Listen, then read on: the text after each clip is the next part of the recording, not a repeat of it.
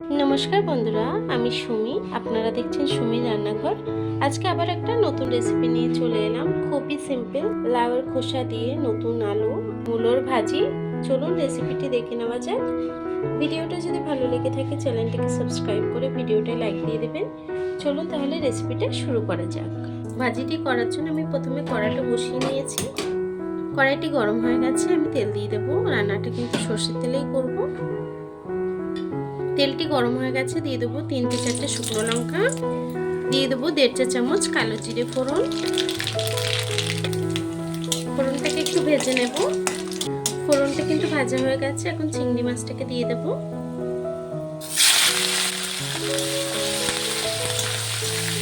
আপনারা চাইলে চিংড়ি মাছটা কিন্তু আগেও ভেজে তুলে রাখতে পারেন। আমাদের চিংড়ি মাছ একটু কড়া খেতে ভালোবাসে, তার জন্য আমি এই তেলের সাথেই ভেজে নেব।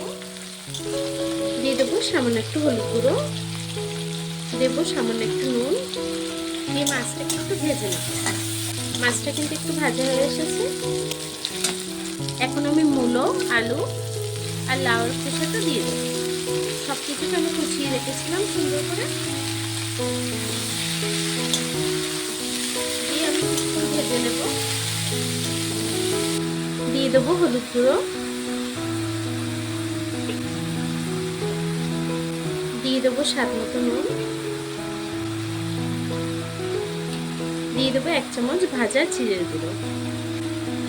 সব কিছু একসঙ্গে ভালো করে মিশিয়ে নেব। ভাজিটা যতক্ষণ ঝোল না শুকিয়ে আসছে ততক্ষণ কিন্তু আমি ভাজিটাকে ভেজে নেব। সবজিটাকে সুন্দর করে ভেজে নেব। দেখুন ভাজিটি কিন্তু প্রায় হয়ে এসছে। এখন আমি সামান্য একটু চিনি দিয়ে দেব, দিয়ে আমি আরো 1-2 মিনিট ভেজে নেব। আমার ভাজিটা কিন্তু হয়ে গেছে, এখন ভাজিটাকে নামিয়ে নেব। আমি গ্যাসটাকে বন্ধ করে দেব, দিয়ে আমি ভাজিটাকে নামিয়ে নেব।